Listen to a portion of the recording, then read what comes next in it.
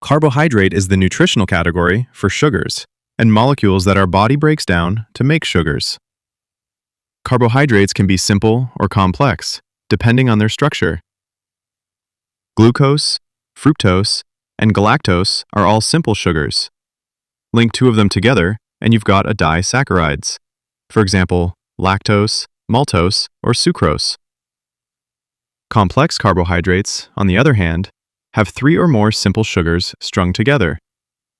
Complex carbohydrates with 3 to 10 linked sugars are oligosaccharides. Those with more than 10 are polysaccharides.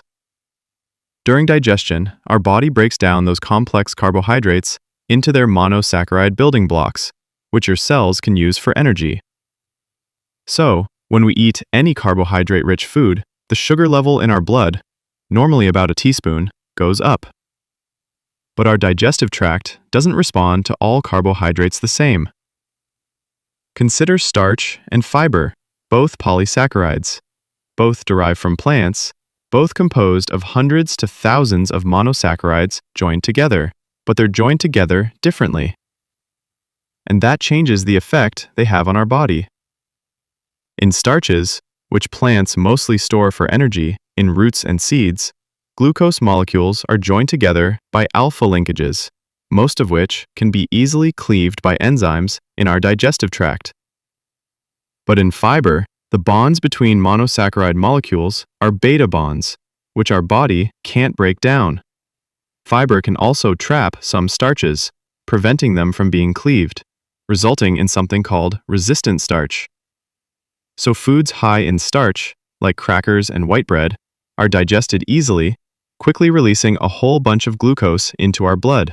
Exactly what would happen if we drank something high in glucose, like soda. These foods have a high glycemic index, the amount that a particular food raises the sugar level in your blood. Soda and white bread have a similar glycemic index because they have a similar effect on our blood sugar. But when we eat foods high in fiber, like vegetables, fruits, and whole grains, those indigestible beta bonds slow the release of glucose into the blood.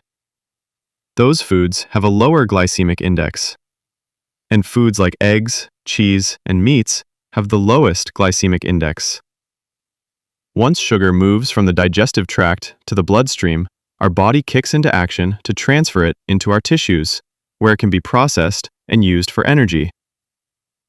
Insulin, a hormone synthesized in the pancreas, is one of the body's main tools for sugar management.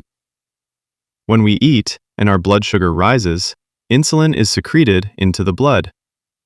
It prompts our muscle and fat cells to let glucose in, and jumpstarts the conversion of sugar to energy. The more a given unit of insulin lowers blood sugar, the more sensitive you are to insulin. If insulin sensitivity goes down, that's known as insulin resistance. The pancreas still sends out insulin, but cells, especially muscle cells, are less and less responsive to it. So blood sugar fails to decrease, and blood insulin continues to rise. Chronically consuming a lot of carbohydrates may lead to insulin resistance, and many scientists believe that insulin resistance leads to a serious condition called metabolic syndrome. That involves a constellation of symptoms, including high blood sugar, increased waist circumference, and high blood pressure. It increases the risk of developing conditions like cardiovascular disease and type 2 diabetes, and its prevalence is rapidly increasing all over the world. As much as 32% of the population in the US has metabolic syndrome. So, let's get back to your diet. Whether your food tastes sweet or not, sugar is sugar, and too many carbs can be a problem. Let's mind this lecture while eating.